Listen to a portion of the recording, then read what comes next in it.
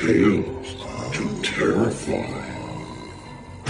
Welcome to Tales to Terrify, part of the District of Wonders network, featuring Starship Sofa, Crime City Central, and Protecting Project Pulp. Everyone has a story in the District of Wonders. Come and find yours. Good evening, children of the night. Come in and save the heat. That, and know that you are safe and welcome here. This is The Nook. This is Tales to Terrify. I'm Lawrence Santoro, and tonight is almost Halloween. Come, unwrap, unmuffle, demitten yourselves, rub your hands, pour a mulled cider, dip some pumpkin stew, and do settle with a chum tonight. Yes, it is almost but not quite, and when next we meet, All Hallows' Eve will be over for the season. The day after a holiday is such a sad time, isn't it? If you truly enjoy whatever the holiday is, on that day after you are as far from it in a temporal way as you'll ever be. So, don't you hate it when a correlative event, such as our weekly gather here for Tales to Terrify, doesn't quite mesh, just misses Halloween? And by the way, are you still one of us who yearly has to look up the pronunciation of Samhain as we mark the onset of the darker half of the year? Is it Samhain, Samhain, Soween, or Samhain?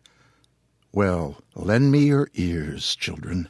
I am informed by the always reliable internet machine that all four pronunciations are utterly wrong, and which errors gives the willies to many Wiccans when they hear people, such as myself, trying to sound out the day's name. Oh, note to self. Talk to Marty Munt about getting him to record his story, The Willies, for us. You'll love it. According to those who have studied the matter, or who just know such things, the barely pronounceable Samhain should be pronounced Shavna if you're a male, or Havna if you're a female. However, as I understand it, nowadays most Gaelic-speaking folk, men or women, simply pronounce it Shavna. Some Wiccans blame Gerald Gardner for the Samhain, Samhain, or Samhain confusion, claiming that Gardner, the man who more than anyone else was responsible for bringing Wiccan practices into the modern world, actually mispronounced the name of the day, and his followers were afraid to correct him. So, All Hallows' Eve has remained Samhain, or Samhain, or,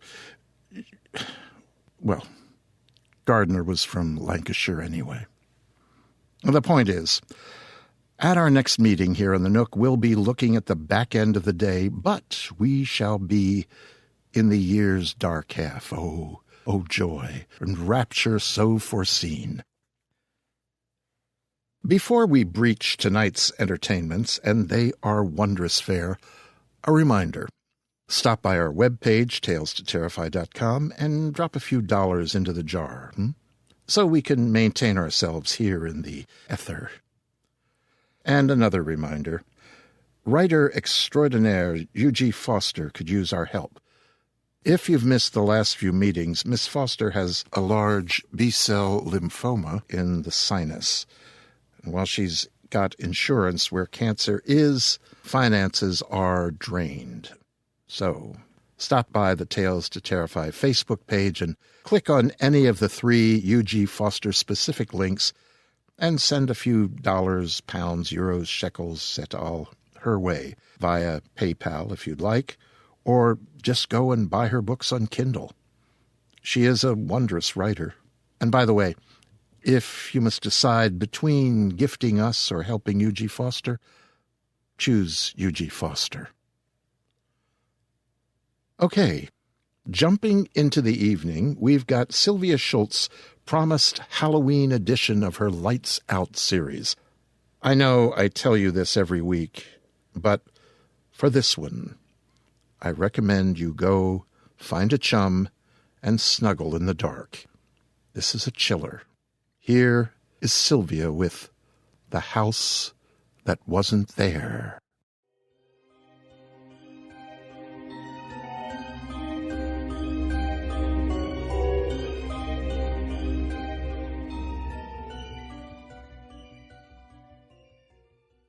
Hello, this is Sylvia Shults, your host. In honor of Halloween, I have an absolutely wonderful show for you this time, so let's just jump into it and go lights out. The very best part of doing what I do is that I get to meet loads of interesting people. I found myself at the Pollock Hospital one May evening with a bunch of folks who were there for a tour. One of those ghost hunters was George Mueller, a professor at Heartland Community College who was there with his wife.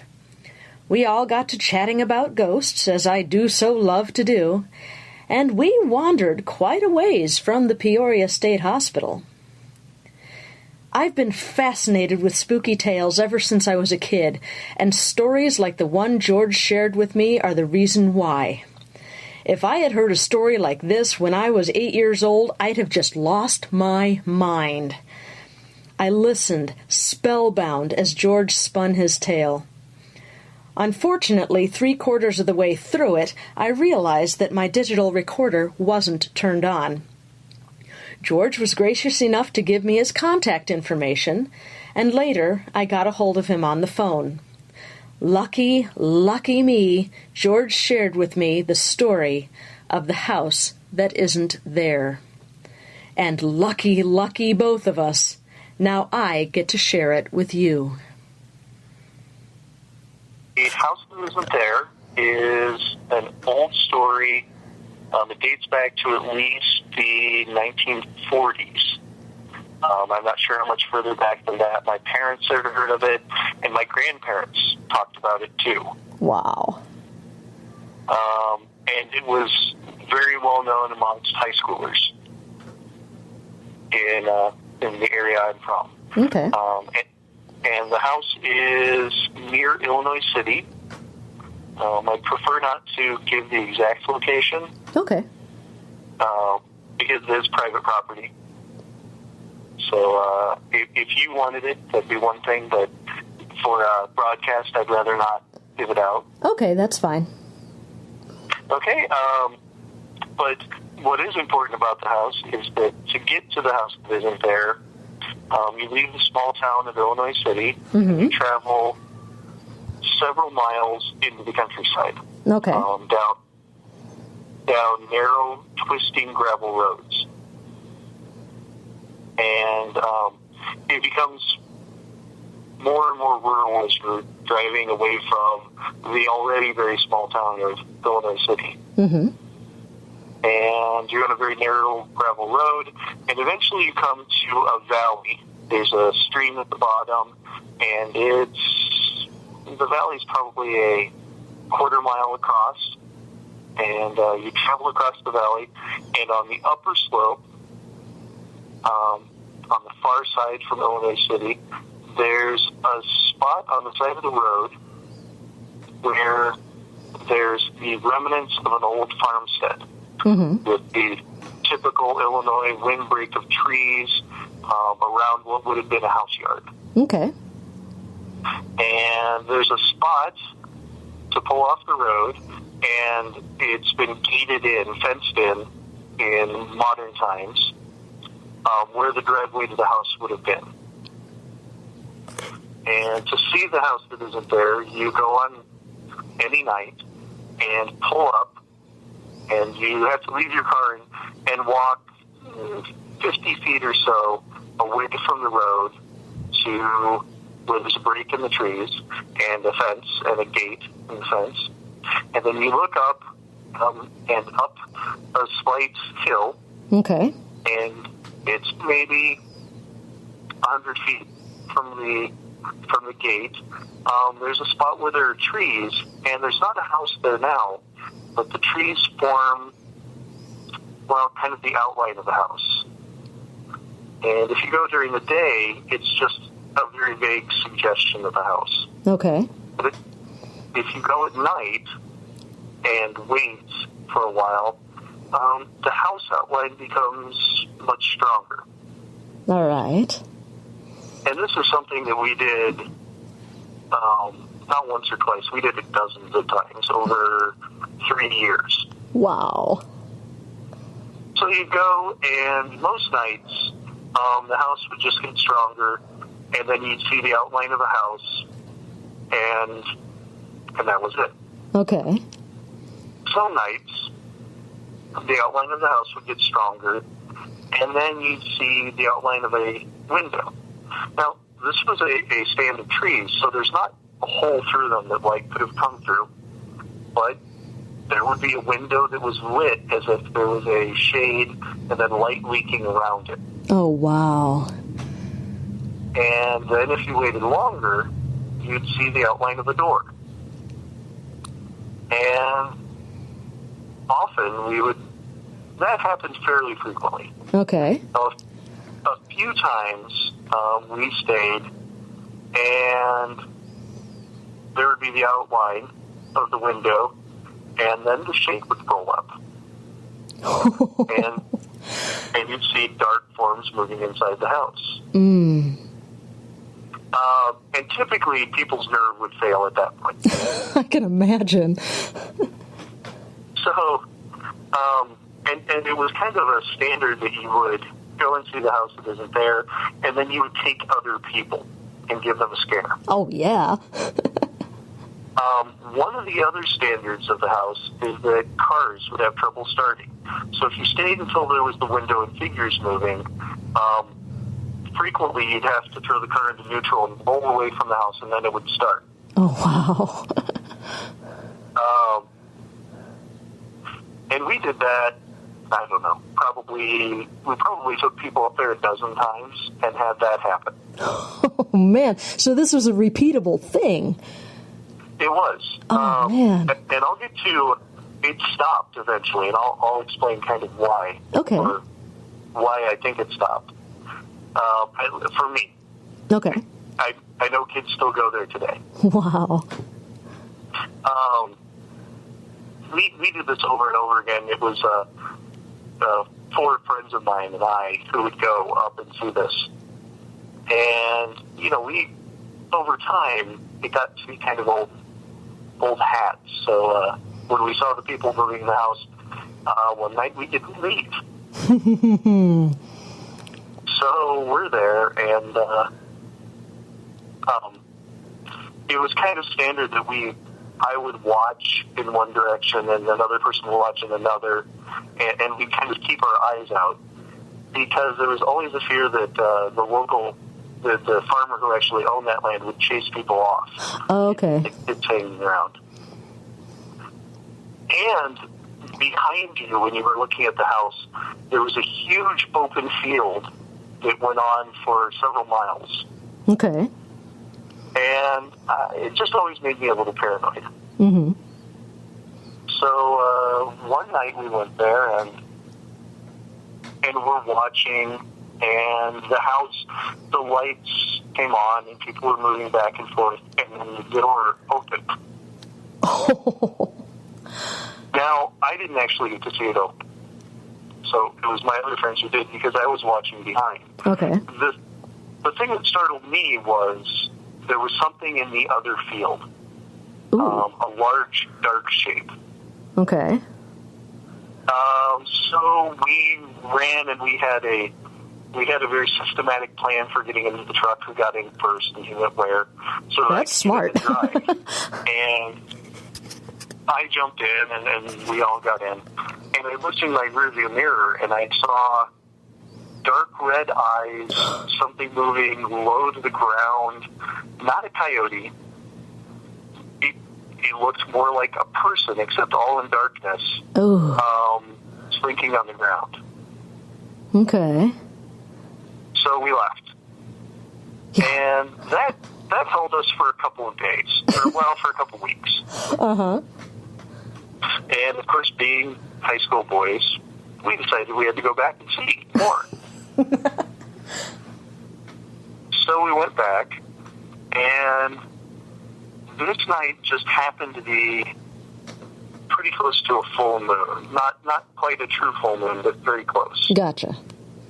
And we were watching, and one of the other phenomenon that was really is really famous about the house that isn't there is that you'll go and there are blue fireflies. Mm. And if you look behind you in that vast field, there's typical yellow ones. In this field, there's blue. Very big blue fireflies. And only a few of them. And when things start happening at the house, there are no other insects around. All the fireflies disappear from the field behind you. Oh, wow. Which is pretty striking. Well, and the fireflies from the house would always lead a path leading up to the house. Now, one day we did go up during the day and look around the site, and there is the ruins of a house there. There's actually a foundation. Mm-hmm. And the thing that was disturbing, and is also part of the legend, is that there's an open well. Mm. And from what we could tell, where the fireflies would lead you, if you followed them, was right to that open well. Oh, no. So, yeah, that was a little disturbing. That is disturbing. Well, anyway, on the night in question, we went back, and it was a really nice, clear night, good, strong moonlight, and we're watching the house, and there's the blue fireflies, and the other bugs disappear, and there's no sound of crickets around or anything like that. Creepy. So, very picturesque. We're watching the house, and it's appearing, and then we started to notice there was a dark form coming over the crest of the hill next to the house. And it would appear in the distance, and then a little bit closer. And it wasn't like it walked closer, it just was, say, 150 feet away, and then it was 140 feet away, and then it was 130 feet away, and it was back at 150. Oh, wow. It was a really strange phenomenon, like it was flickering between two spots. So we're watching this, and wow, that was really interesting. And first there's one, and then there were eventually three. Ooh, 3 different distinct shapes. 3 distinct shapes at the top of this hill. Okay. And it's just beyond and to the right of the house. And the lights in the house were very strong that night, and it was very clear. And we're watching, and okay, that's very interesting. And then suddenly they started to get closer rapidly, so it went from 150 to 140 to 130, and then to 120, which was closer than it had been before, and then 100, and then 50. Yeah. The 3 forms were coming at us. At the same time, we heard something on both sides crashing through the trees. And, okay, so we left very quickly. And this time we had decided beforehand we were going to stay and see all there was to see. But things that we didn't see crashing through the trees did throw a scare into us. Yeah, no kidding. Well, we went back. Oh, man. So we had retreated, and then we came back. Good for you. Yeah, it was one of those nights. So we came back, and the house appeared again very quickly. And that was really unusual. Usually you had to go and stand out and watch the house for a while, 15, 20 minutes, half an hour or more, before your eyes really adjusted and you really saw it. Okay. This time we got out of the truck, and it was less than 5 minutes. And there it is, and there's the shapes again. we're really watching, and that's interesting. And the house is really defined, and we saw people moving around inside the house, inside the window, and started to hear a burble of voices. Okay. And that was something that had never happened before. And then we saw the shape appearing, and my job in this particular time was to watch the field behind us. Okay. Because I'd seen that dark form that I think came out of that field once before, and I was kind of nervous about that. Mm-hmm. So the form started to move, and it came down at us again. We heard sounds coming through the trees, but the thing that disturbed me was that something came from the other side of the truck. We ran. Oh, yeah.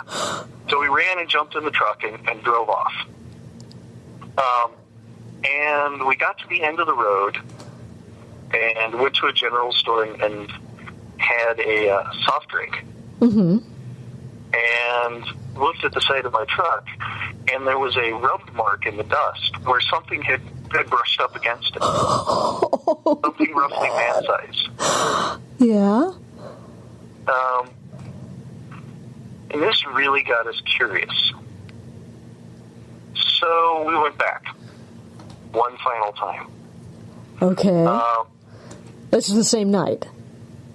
Same night. Okay. And by now, we'd started off at about 11, Mm-hmm. and it was about 1 in the morning when we went back the third time, Okay.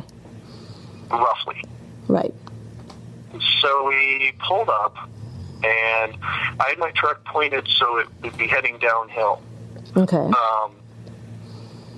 And we're watching again, and the house appears really fast. There's the dark form, and we're really watching. We tried a camera another time, and it didn't work, so we didn't have a camera, but we really wanted to see what would happen if the door opened. Yeah. And we got our wish. We were there probably 15 or 20 minutes, and the house was really informed. The dark shape didn't appear, but the door to the house opened. And people came out. And it was really, it wasn't exactly misty, but it was difficult to see exactly what was happening. But it really looked like very large men in white shirts. Hmm. And this is the thing that was really distinctive and truly gave it that touch of the bizarre that made it really far out. Okay. Is that after a minute, their hands were glowing. I can only describe it as being like their hands were on fire. And there were 1 or 2 of them came out of the house, but then there were others who were just kind of in the yard. And there was something hanging from the tree that was kind of next to the house. There was a very distinctive old hanging style tree with a branch that stuck out to the left. Yeah.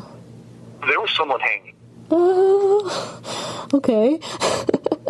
So men in white shirts with hands of fire came out of the house, and they're mumbling or chanting or talking something just on the edge of hearing. Mm-hmm. No comprehensible words, but talking. Okay. And then the dark form appeared again. And this time the 3 dark forms came together into one, very tall, and I mean like 10-foot tall. Ooh. Dark form that came rushing down. The men in white shirts came down towards us, and we heard things crashing through the trees. Something was in the field on the other side, in front of the truck and behind.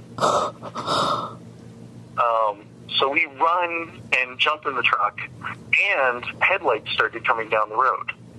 Okay.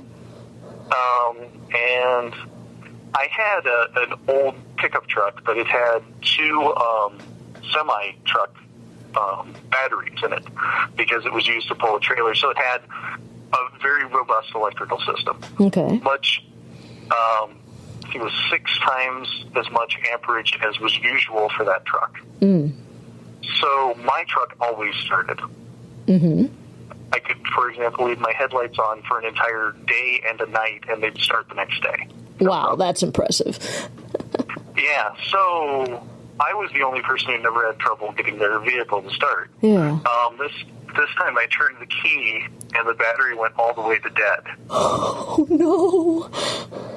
So there's things coming at us, and we actually heard them rub against the truck. And the guy who was on the passenger seat on the far side yelled, "Oh my God, they're here, they're here, they're here." And I threw it into neutral, and we kind of rolled down. And then once we were 30 or 40 feet away from the entrance to the house, suddenly my truck started. But there's a car coming behind us. So I threw it into gear, and we left. Yeah. And this time, hearing things actually hit the truck was enough to really put a scare into us, and into me in particular. So we took off, and we were doing, 70 or 80 on the SPAC road. Yeah. Well, there was a car behind us, and this is a very windy road with lots of hills and several valleys. Every time I looked in my rearview mirror, I saw the headlights for this car. Even at times I shouldn't have. Ooh. Like when it should have been hidden by a hill or a turn in the road. Exactly. Oh, man. The other thing is, we were teenage boys, so we knew, usually could identify a car by its headlights. Oh, sure, yeah. It was kind of a game we played. These were old-timey, round, kind of closer together than a modern car, definitely not a modern truck. Yeah, I can picture that as you're saying that. And so we went, I went as fast as I possibly could. Got to Illinois City and turned, and there's a long stretch of blacktop, and I went absolutely as fast as I could. So we're screaming down this road, and those lights, as soon as I turned onto the hard road, the lights, it's not like they came up the gravel road and turned behind me. They were the same distance behind me. Oh, jeez. So I drove as fast as I possibly could, and they're still the same distance behind me. So then I slowed down to see if it would catch up, and it didn't until I got close to a turn on the road. Yeah. And then they started to close. And that made me a little nervous, understandably. So I made a couple of turns, and it just happened that my parents' church was very close by. And it's also on a bumpy gravel road out in the country that's very hilly. So we pulled into the churchyard and jumped out. If something was coming to get us, we were going to see what it was, and by God, we'd be on holy ground when it happened. There you go. So we jump out, and we saw the headlights from the car crest a hill and then go down, and then a split second later, the taillights head out the other way. And I mean, this was instant. We used to, as you can tell, we were car guys. We used to practice bootlegger turns. That's where you spin a car around on the road. This was faster than you could do that. Oh, man. It was like it hit the bottom of the hill, and its headlights turned into taillights, and it drove the opposite direction at the same speed. Wow. And it drove off. And but we watched it drive all the way back from that church. You could actually see not exactly where the house that isn't there is, but you could see in that direction. Okay. It was perfectly clear night. Lightning was striking in that area. Oh. And we watched that car. It turned around and it headed back and completed the square and went back at least in that direction of the house. And we didn't go back for Until after I was out of college, so 7 years later. Oh, wow. And when we did, nothing ever happened again, other than you saw the form of the house, and there would be that moment when we were there, and we tried it several times. There would be the moment when we were there when all the insects would stop making a sound, and all the yellow fireflies would disappear, and we'd only see the blue ones. Uh-huh. And we did that a couple of times, and then, became adults and stopped. Aw. Now, the other strange thing about the men with white shirts and hands of fire, I had never heard this story about them. That had never been part of the stories. We've been warned about the open well. Mm-hmm. We were talking to some, and this was later, probably a year after that happened, we were talking to some older guys from the area, some people who were 3 or 4 years older than us, who we didn't know had gone there. Mm. And they said, "Oh, did you see the guys with white shirts and hands of fire?" And we said, "Yeah." And they said, "Yeah, we didn't stick around when that happened, but the car wouldn't start." Oh. And that was, we were talking to these, so we just happened to be talking to these guys in a diner in the area. And an older guy, someone I'd never met, turned around and said, "Yeah, you shouldn't go there. That's where that boy fell in the well. Those guys with the white shirts and hands of fire. Yeah, I've seen them. You should never go back." Oh, no. Wow. So apparently the other people had seen the men with white shirts and hands of fire. Yeah.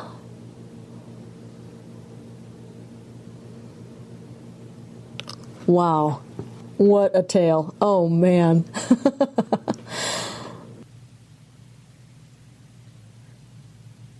I do hope you've enjoyed this special Halloween presentation of Lights Out. For more spooky tales, please be sure to visit darkcontinents.com, where you'll find collections of ghost stories from many fine authors. Some of our story collections include Strange Tales and Southern Fried Ghosts and Their Midwest Cousins by David Youngquist, Ghosts Can Bleed by Tracy McBride, Quiet Houses by Simon Kurt Unsworth, Campfire Chillers by Dave Jeffrey, Monsters, Inc. by Scott Nicholson, and my own collections of unsettling tales, The Dark at the Heart of the Diamond, and Fractured Spirits, Hauntings at the Peoria State Hospital. Light your jack-o'-lanterns, share your candy, and be sure not to scream when we go Lights Out.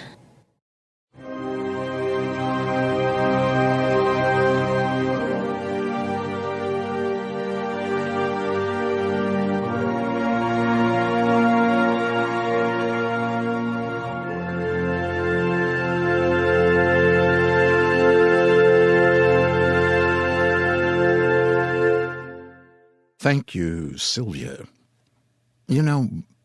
As I was listening, I couldn't help but think of a couple of my favorite classic ghost tales. M.R. James' The Mezzotint, for example. Also of its companion story, The Haunted Doll's House. 2 ghost pieces in which the past, the happenings, and the sins therefrom are manifested through figures in an artist's print and the dolls in a doll's house, respectively. I am already lamenting the fact that those 2 resonant phrases from tonight's segment, the house that wasn't there, and white shirts and hands of fire, are spoken for. Thanks again, Sylvia, and thanks to you, Professor Mueller. After that, I want to jump right into the evening's fiction.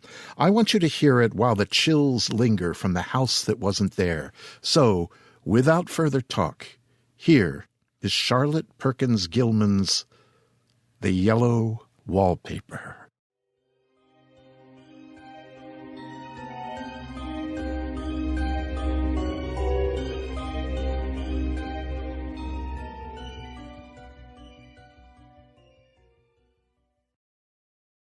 It is very seldom that mere ordinary people like John and myself secure ancestral halls for the summer. A colonial mansion, a hereditary estate, I would say a haunted house, and reach the height of romantic felicity, but that would be asking too much of fate. Still, I will proudly declare that there is something queer about it. Else, why should it be let so cheaply? And why have stood so long untenanted? John laughs at me, of course, but one expects that in marriage. John is practical in the extreme.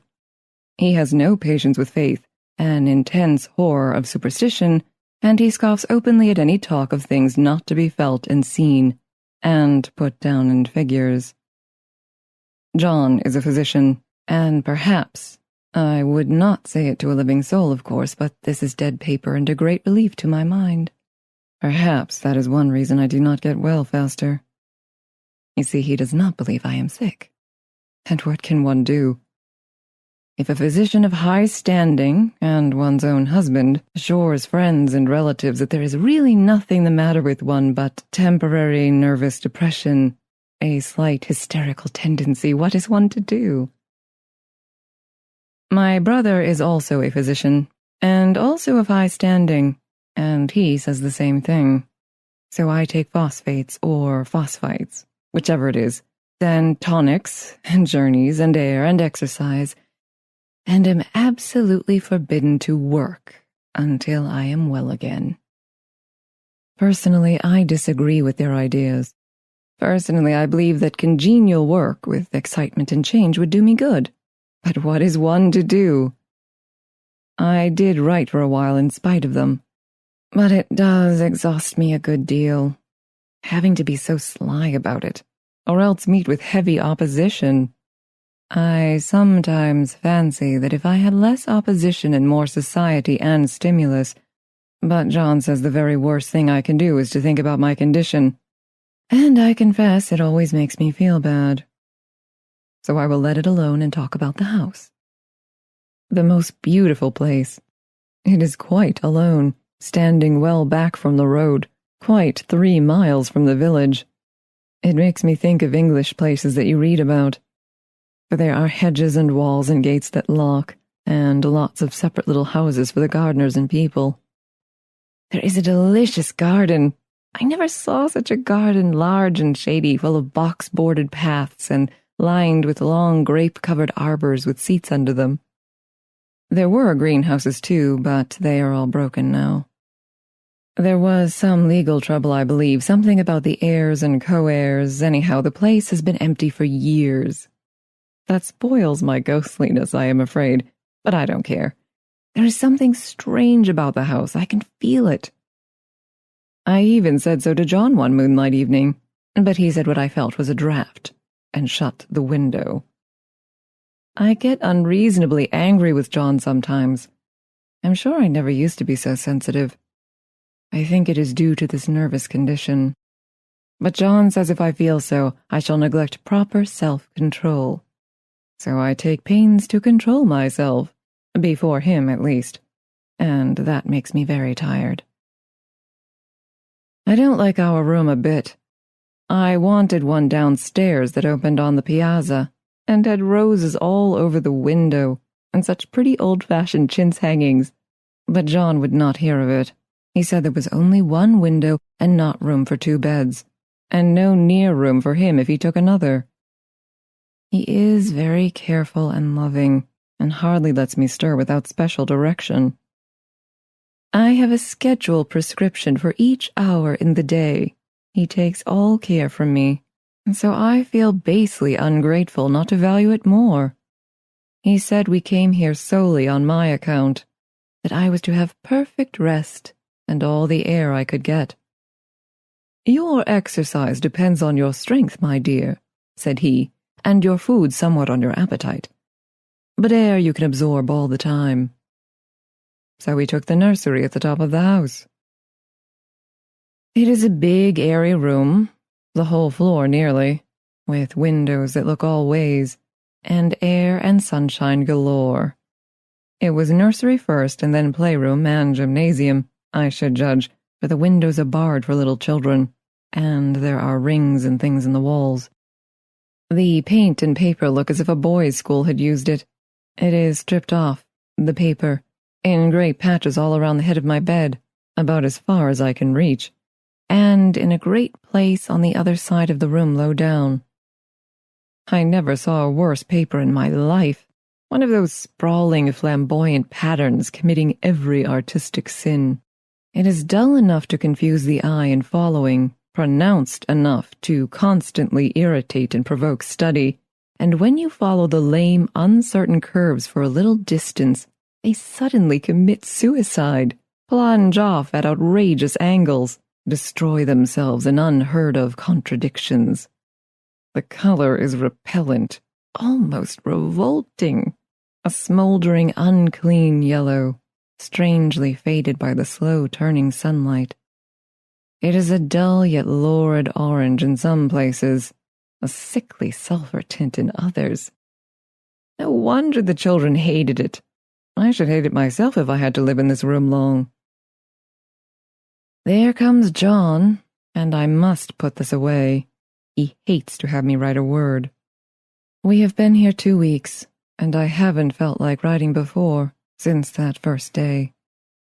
I am sitting by the window now, up in this atrocious nursery, and there is nothing to hinder my writing as much as I please, save lack of strength. John is away all day, and even some nights when his cases are serious. I am glad my case is not serious, but these nervous troubles are dreadfully depressing. John does not know how much I really suffer. He knows there is no reason to suffer, and that satisfies him. Of course, it is only nervousness. It does weigh on me so not to do my duty in any way.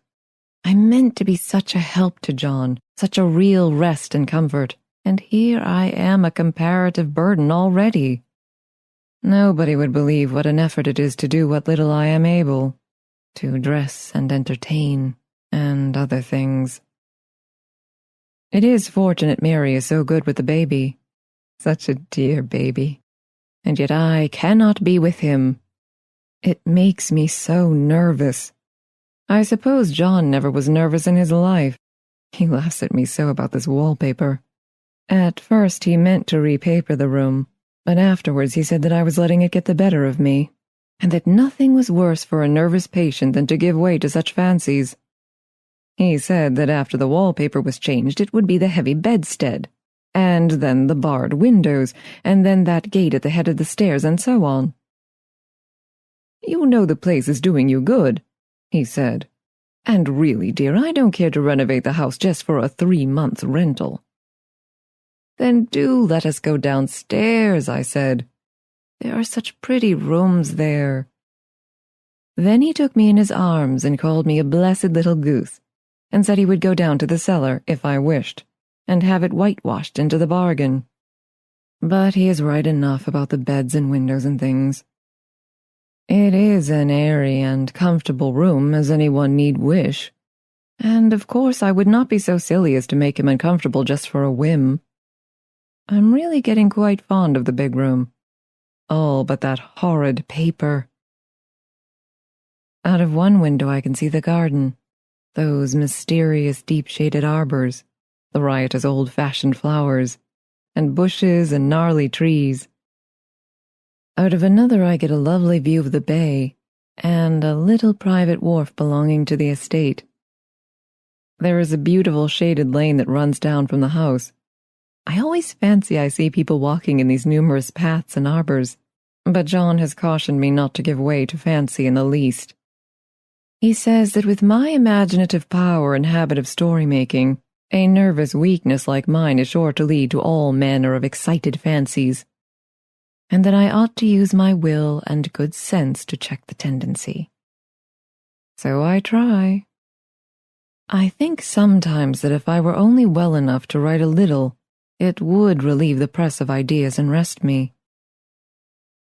But I find I get pretty tired when I try.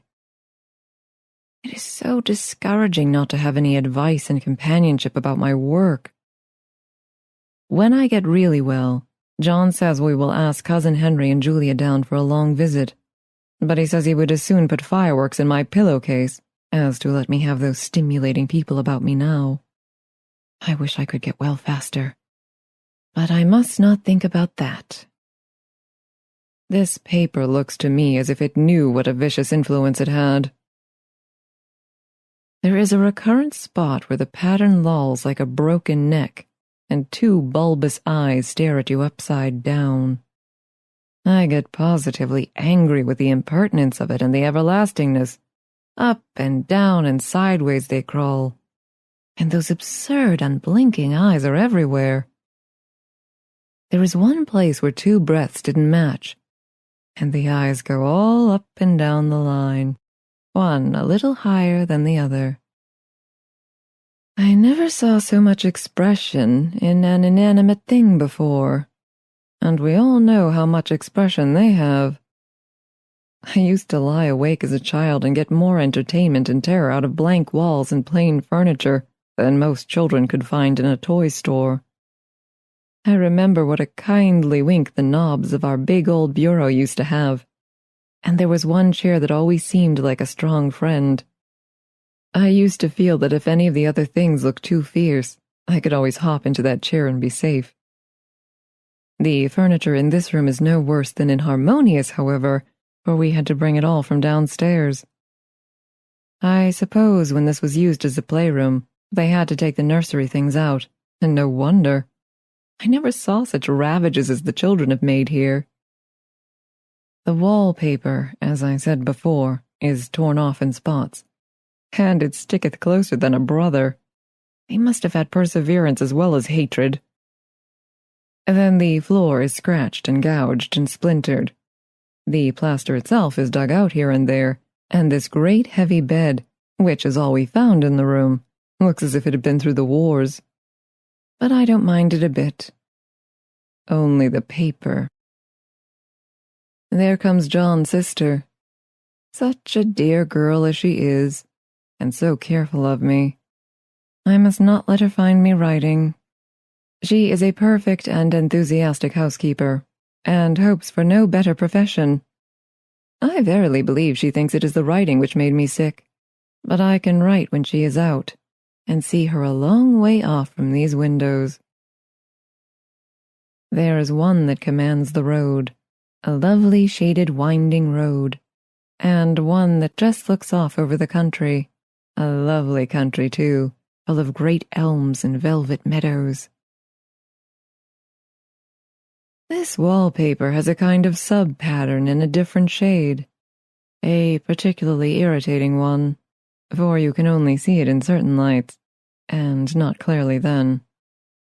But in the places where it isn't faded and where the sun is just so, I can see a strange, provoking, formless sort of figure that seems to skulk about behind that silly and conspicuous front design. There's sister on the stairs. Well, the 4th of July is over. The people are gone, and I am tired out. John thought it might do me good to see a little company, so we just had Mother and Nellie, and the children down for a week. Of course, I didn't do a thing. Jenny sees to everything now. But it tired me all the same. John says if I don't pick up faster, he shall send me to Weir Mitchell in the fall, but I don't want to go there at all. I had a friend who was in his hands once, and she says he is just like John and my brother, only more so. Besides, it is such an undertaking to go so far. I don't feel as if it was worthwhile to turn my hand over for anything, and I'm getting dreadfully fretful and querulous. I cry at nothing, and cry most of the time. Of course I don't when John is here, or anybody else, but when I am alone. And I am alone a good deal just now. John is kept in town very often by serious cases, and Jenny is good and lets me alone when I want her to. So I walk a little in the garden or down that lovely lane, sit on the porch under the roses, and lie down up here a good deal. I'm getting really fond of the room, in spite of the wallpaper. Perhaps because of the wallpaper. It dwells on my mind so. I lie here on this great, immovable bed. It is nailed down, I believe, and follow that pattern about by the hour.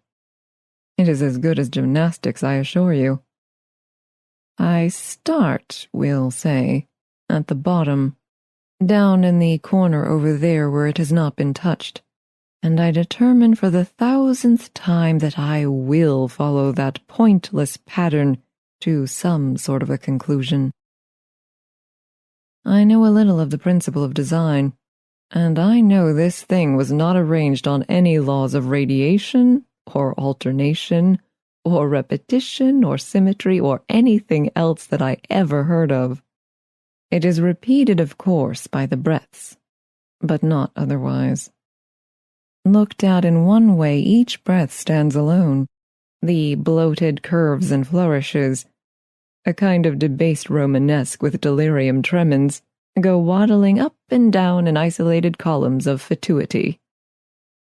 But, on the other hand, they connect diagonally, and the sprawling outlines run off in great slanting waves of optic horror, like a lot of wallowing seaweeds in full chase.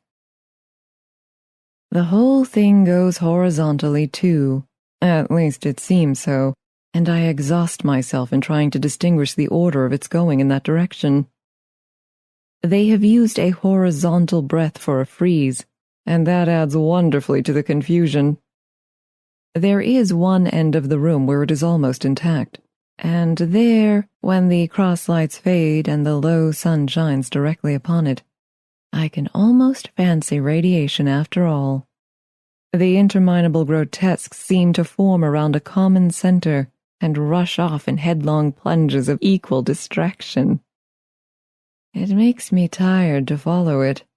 I will take a nap, I guess. I don't know why I should write this. I don't want to. I don't feel able. And I know John would think it absurd, but I must say what I feel and think in some way. It is such a relief. But the effort is getting to be greater than the relief. Half the time now I am awfully lazy, and lie down ever so much. John says I mustn't lose my strength, and has made me take cod liver oil and lots of tonics and things, to say nothing of ale and wine and rare meat. Dear John, he loves me very dearly and hates to have me sick. I tried to have a real, earnest, reasonable talk with him the other day, and tell him how I wish he would let me go and make a visit to Cousin Henry and Julia. But he said I wasn't able to go, nor able to stand it after I got there. And I did not make out a very good case for myself, for I was crying before I had finished. It is getting to be a great effort for me to think straight. Just this nervous weakness, I suppose. And dear John gathered me up in his arms and just carried me upstairs and laid me on the bed and sat by me and read to me till I tired my head. He said I was his darling and his comfort and all he had, and that I must take care of myself for his sake, and keep well. He says no one but myself can help me out of it, that I must use my will and self-control, and not let any silly fancies run away with me. There's one comfort. The baby is well and happy, and does not have to occupy this nursery with the horrid wallpaper. If we had not used it, that blessed child would have— What a fortunate escape. Why, I wouldn't have a child of mine, an impressionable little thing, live in such a room for worlds. I never thought of it before, but it is lucky that John kept me here after all. I can stand it so much easier than a baby, you see. Of course, I never mention it to them any more. I am too wise. But I keep watch of it all the same. There are things in that paper that nobody knows but me, or ever will. Behind that outside pattern, the dim shapes get clearer every day. It is always the same shape, only very numerous. And it is like a woman stooping down and creeping about behind that pattern. I don't like it a bit. I wonder. I begin to think. I wish John would take me away from here. It is so hard to talk with John about my case, because he is so wise, and because he loves me so. But I tried it last night. It was moonlight. The moon shines in all around just as the sun does. I hate to see it sometimes. It creeps so slowly, and always comes in by one window or another. John was asleep, and I hated to waken him. So I kept still and watched the moonlight on that undulating wallpaper till I felt creepy. The faint figure behind seemed to shake the pattern, just as if she wanted to get out. I got up softly and went to feel and see if the paper did move, and when I came back, John was awake. "What is it, little girl?" he said. "Don't go walking about like that, you'll get cold." I thought it was a good time to talk, so I told him that I was really not gaining here, and that I wished he would take me away. "Why, darling," said he, "our lease will be up in 3 weeks, and I can't see how to leave before. The repairs are not done at home, and I cannot possibly leave town just now. Of course, if you were in any danger, I could and would. But you really are better, dear, whether you can see it or not. I am a doctor, dear, and I know. You are gaining flesh and color. Your appetite is better, and I feel really much easier about you." "I don't weigh a bit more," said I, "nor as much. And my appetite may be better in the evening when you are here, but it is worse in the morning when you are away." "Bless her little heart," said he with a big hug. "She shall be as sick as she pleases. But now let's improve the shining hours by going to sleep, and talk about it in the morning." "And you won't go away?" I asked gloomily. "Why, how can I, dear? It is only 3 weeks more, and then we will take a nice little trip of a few days while Jenny is getting the house ready. Really, dear, you are better. Better in body, perhaps," I began, and stopped short, for he sat up straight and looked at me with such a stern, reproachful look that I could not say another word. "My darling," said he, "I beg of you for my sake and for our child's sake, as well as for your own, that you will never for one instant let that idea enter your mind. There is nothing so dangerous, so fascinating to a temperament like yours. It is a false and foolish fancy. Can you not trust me as a physician when I tell you so?" So of course I said no more on that score, and we went to sleep before long. He thought I was asleep first, but I wasn't, and lay there for hours trying to decide whether that front pattern and the back pattern really did move together or separately. On a pattern like this by daylight there is a lack of sequence, a defiance of law, that is a constant irritant to a normal mind. The color is hideous enough and unreliable enough and infuriating enough, but the pattern is torturing. You think you have mastered it, but just as you get well underway in following, it turns a back somersault, and there you are. It slaps you in the face, knocks you down, and tramples upon you. It is like a bad dream. The outside pattern is a florid arabesque, reminding one of a fungus.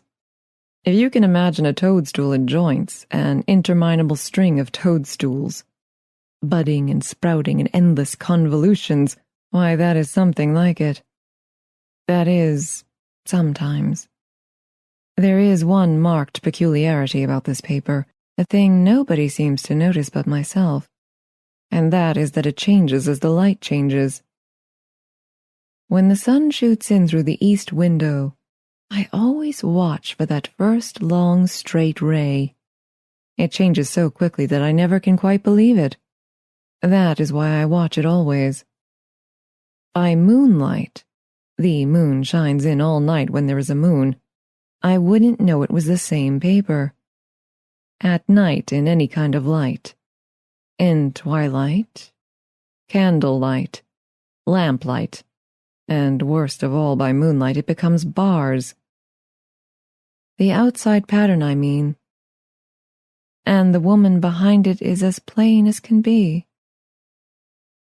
I didn't realize for a long time what the thing was that showed behind. That dim sub-pattern. But now I am quite sure it is a woman. By daylight she is subdued, quiet. I fancy it is the pattern that keeps her so still. It is so puzzling. It keeps me quiet by the hour. I lie down ever so much now. John says it is good for me. And do sleep all I can. Indeed, he started the habit by making me lie down for an hour after each meal. It is a very bad habit, I am convinced. For you see, I don't sleep. And that cultivates deceit. For I don't tell them I'm awake. Oh, no. The fact is, I am getting a little afraid of John. He seems very queer sometimes. And even Jenny has an inexplicable look. It strikes me occasionally, just as a scientific hypothesis, that perhaps it is the paper. I have watched John when he did not know I was looking, and come into the room suddenly on the most innocent excuses, and I've caught him several times looking at the paper. And Jenny, too. I caught Jenny with her hand on it once. She didn't know I was in the room. And when I asked her in a very quiet voice, with the most restrained manner possible, what she was doing with the paper, she turned around as if she had been caught stealing and looked quite angry, asked me why I should frighten her so. Then she said that the paper stained everything it touched, that she had found yellow smooches in all my clothes and John's, and she wished we would be more careful. Did not that sound innocent? But I know she was studying that pattern, and I am determined that nobody shall find it out but myself. Life is very much more exciting now than it used to be. You see, I have something more to expect, to look forward to watch. I really do eat better and am more quiet than I was. John is so pleased to see me improve. He laughed a little the other day and said I seemed to be flourishing in spite of my wallpaper. I turned it off with a laugh. I had no intention of telling him it was because of the wallpaper. He would make fun of me. He might even want to take me away. I don't want to leave now until I have found it out. There is a week more, and I think that will be enough. I'm feeling so much better. I don't sleep much at night, for it is so interesting to watch developments, but I sleep a good deal in the daytime. In the daytime it is tiresome and perplexing. There are always new shoots on the fungus, and new shades of yellow all over it. I cannot keep count of them, though I have tried conscientiously. It is the strangest yellow, that wallpaper. It makes me think of all the yellow things I ever saw. Not beautiful ones like buttercups, but old, foul, bad yellow things. But there is something else about that paper. The smell. I noticed it the moment we came into the room, but with so much air and sun it was not bad. Now we've had a week of fog and rain, and whether the windows are open or not, the smell is here. It creeps all over the house. I find it hovering in the dining room, skulking in the parlor, hiding in the hall, lying in wait for me on the stairs. It gets into my hair. Even when I go to ride, if I turn my head suddenly and surprise it, there is that smell. Such a peculiar odor, too. I have spent hours trying to analyze it, to find what it smelled like. It is not bad at first, and very gentle, but quite the subtlest, most enduring odor I ever met. In this damp weather, it is awful. I wake up in the night and find it hanging over me. It used to disturb me at first. I thought seriously of burning the house, to reach the smell. But now I am used to it. The only thing I can think of that it is like is the color of the paper. A yellow smell. There is a very funny mark on this wall, low down, near the mopboard. A streak that runs round the room. It goes behind every piece of furniture except the bed. A long, straight, even smooch, as if it had been rubbed over and over. I wonder how it was done and who did it, and what they did it for. Round and round and round. Round and round and round. It makes me dizzy. I really have discovered something at last. Through watching so much at night, when it changes so, I have finally found out. The front pattern does move, and no wonder. The woman behind shakes it. Sometimes I think there are a great many women behind, and sometimes only one, and she crawls around fast, and her crawling shakes it all over. Then in the very bright spot she keeps still, and in the very shady spots she just takes hold of the bars and shakes them hard. And she is all the time trying to climb through. But nobody could climb through that pattern. It strangles so. I think that is why she has so many heads. They get through, and then the pattern strangles them off and turns them upside down, and makes their eyes white. If those heads were covered or taken off, it would not be half so bad. I think that woman gets out in the daytime, and I'll tell you why privately. I've seen her. I can see her out of every one of my windows. It is the same woman, I know, for she is always creeping, and most women do not creep by daylight. I see her on that long road under the trees, creeping along, and when a carriage comes, she hides under the blackberry vines. I don't blame her a bit. It must be very humiliating to be caught creeping by daylight. I always lock the door when I creep by daylight. I can't do it at night, for I know John would suspect something at once. And John is so queer now that I don't want to irritate him. I wish he would take another room. Besides, I don't want anybody to get that woman out at night but myself. I often wonder if I could see her out of all the windows at once, but turn as fast as I can only see out of one at a time. And though I always see her, she may be able to creep faster than I can turn. I have watched her sometimes away off in the open country, creeping as fast as a cloud shadow in a high wind. If only that top pattern could be gotten off from the under one. I mean to try it, little by little. I have found out another funny thing, but I shan't tell it this time. It does not do to trust people too much. There are only 2 more days to get this paper off, and I believe John is beginning to notice. I don't like the look in his eyes, and I heard him ask Jenny a lot of professional questions about me. She had a very good report to give. She said I slept a good deal in the daytime. John knows I don't sleep very well at night, for all I'm so quiet. He asked me all sorts of questions, too, and pretended to be very loving and kind, as if I couldn't see through him. Still, I don't wonder he acts so, sleeping under this paper for 3 months. It only interests me, but I feel sure John and Jenny are secretly affected by it. Hooray! This is the last day, but it is enough. John is to stay in town overnight, and won't be out until this evening. Jenny wanted to sleep with me, the sly thing, but I told her I should undoubtedly rest better for a night all alone. That was clever, but really I wasn't alone a bit. As soon as it was moonlight, and that poor thing began to crawl and shake the pattern, I got up and ran to help her. I pulled and she shook. I shook and she pulled.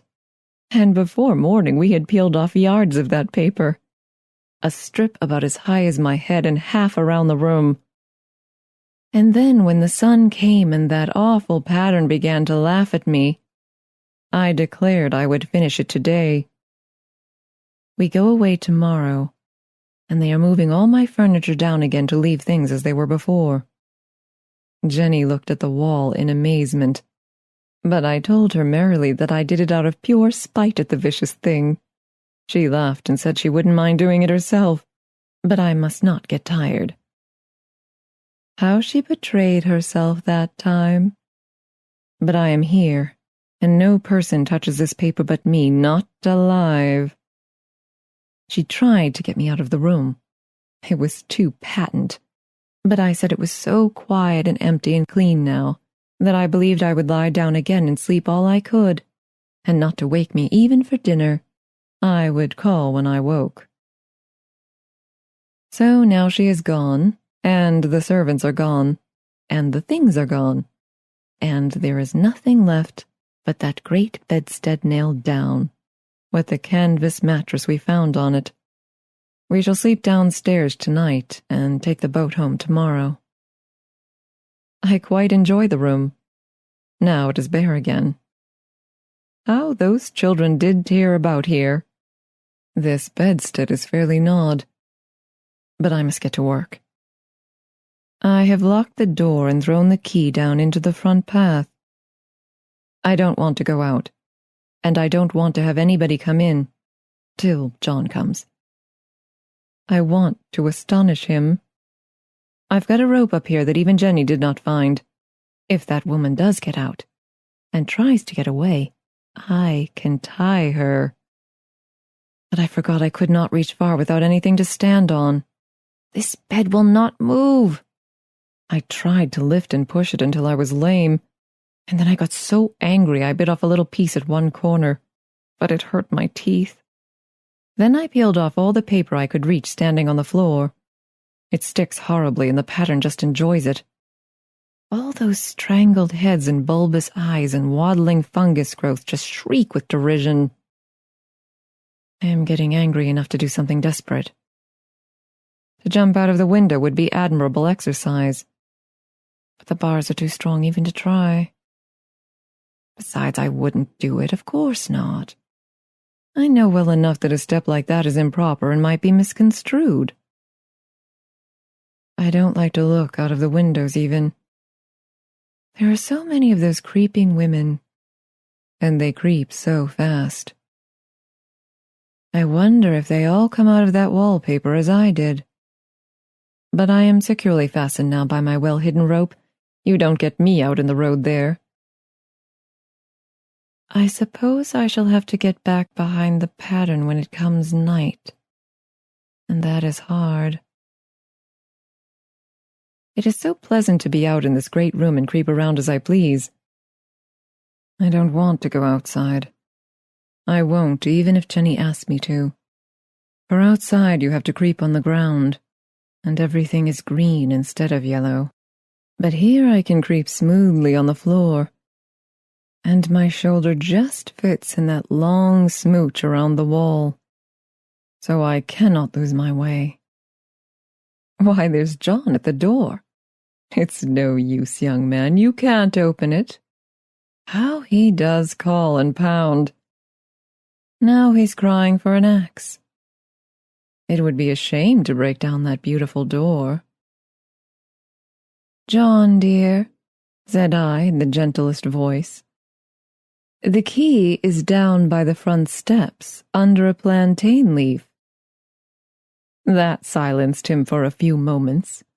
Then he said very quietly indeed, Open the door, my darling." "I can't," said I.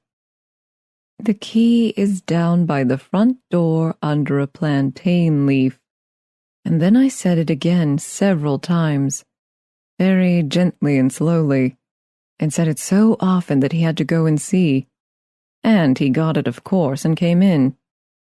He stopped short by the door. "What is the matter?" he cried. "For God's sake, what are you doing?" I kept on creeping just the same, but I looked at him over my shoulder. "I've got out at last," said I, "in spite of you and Jane. And I've pulled off most of the paper, so you can't put me back." Now why should that man have fainted? But he did. And right across my path by the wall, so that I had to creep over him every time.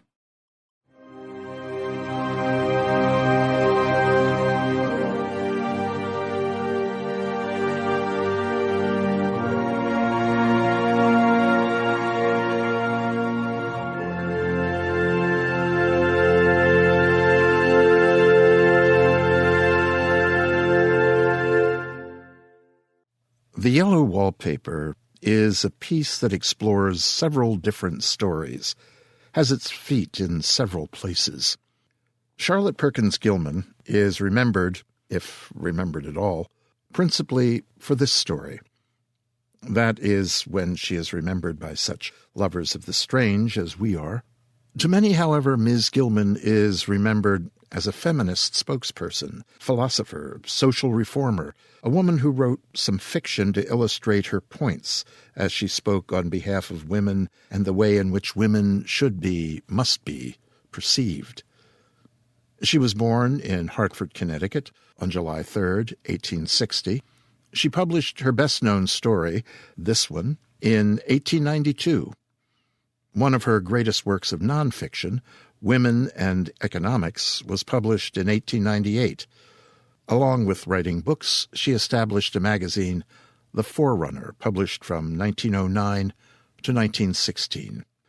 Gilman committed suicide on August 17th, 1935, in Pasadena, California. You can certainly read tonight's story as a feminist tract, a tale of a woman suffering terminal postpartum depression, bullied by a husband who knows what's best for her, and by a society that tells her she has nothing but the fruits of her womb to contribute to the world. But of course, there is that other story that lies inside, the one some have called the most perfect Gothic horror tale of its era, in its portrayal of possible madness and powerlessness. One critic says of the story, "Quite apart from its origins, The Yellow Wallpaper is one of the finest and strongest tales of horror ever written. It may be a ghost story. Worse yet, it may not be."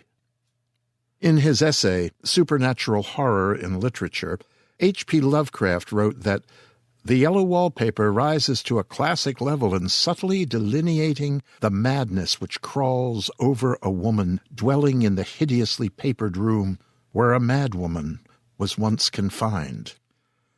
Helen Lefkowitz Horowitz, in her book Wild Unrest, Charlotte Perkins Gilman and the Making of the Yellow Wallpaper, concludes that the story was a cri de coeur against Gilman's first husband, artist Charles Walter Stetson, and the traditional marriage he had demanded. Anglican Archbishop Peter Carnley used the story as a reference and a metaphor for the situation of women in the church in his sermon at the ordination of the first women priests in Australia on 7 March 1992 at St. George's Cathedral, Perth. Well, as you can see, there's a lot of work being done by this piece. I like it very much. And I thank you, Ms. Cecilia, for alerting me to it. The Yellow Wallpaper was read for us tonight by a now old friend here in the Nook, Ms. Nikolle Doolin. Nikolle is a writer and a voice actor. Her fiction, poetry, and plays have been published and performed and her voice has sounded in various media. Nikolle narrates classic literature in her podcast Audio Literature Odyssey, and also narrates contemporary stories for Crime City Central and the No Sleep podcast, as well as mixing it up for us here at Tales to Terrify. To learn more about Nikolle, visit her website at NikolleDoolin.com. I'll have that on the Tales to Terrify homepage. Before you leave tonight, I had a note earlier this week from Diane Severson-Maury. Diane is another child of the Starship, the host-gatherer of Poetry Planet on the Starship Sofa, and a regular contributor to Amazing Stories magazine. Diane tells me she has an exciting project in the works. She and Lester Smith at Popcorn Press are collaborating to create an audiobook version of this year's Popcorn Press Halloween collection, Cthulhu Haiku II, and More Mythos Madness. Les has put out one of these collections for the past 5 years. Last year was Cthulhu Haiku and Other Mythos Madness, and I suppose that should be that title number 1. And that was the first time he used Kickstarter to help crowdfund the project. Diane reviewed that book for Amazing Stories, for which she produced an audio recording of several poems from the text. This year, Diane suggested that Les give away an audiobook version of Cthulhu Haiku II to Kickstarter contributors and offered to produce it. The audiobook was to be used as a stretch goal if sufficient funding came forth, at least 100 contributors.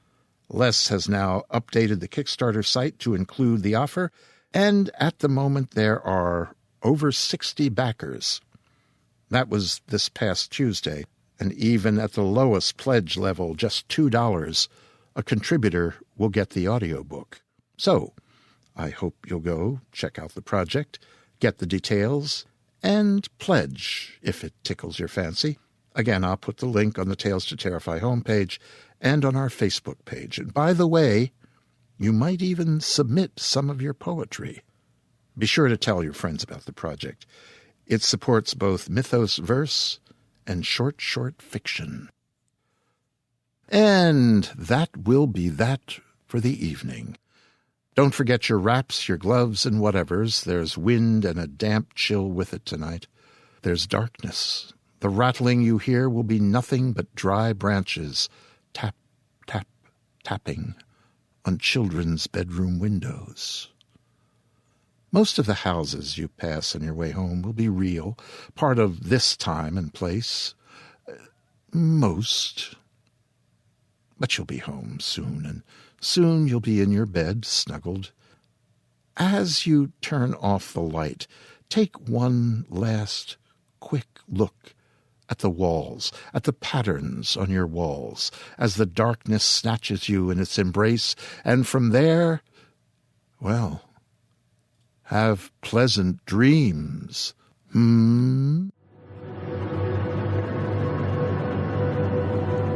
This presentation has been brought to you by the District of Wonders Network, dedicated to podcasting the finest genre fiction. You can learn more about the District of Wonders and their many literary productions at their website, www.districtofwonders.com. Thank you for listening.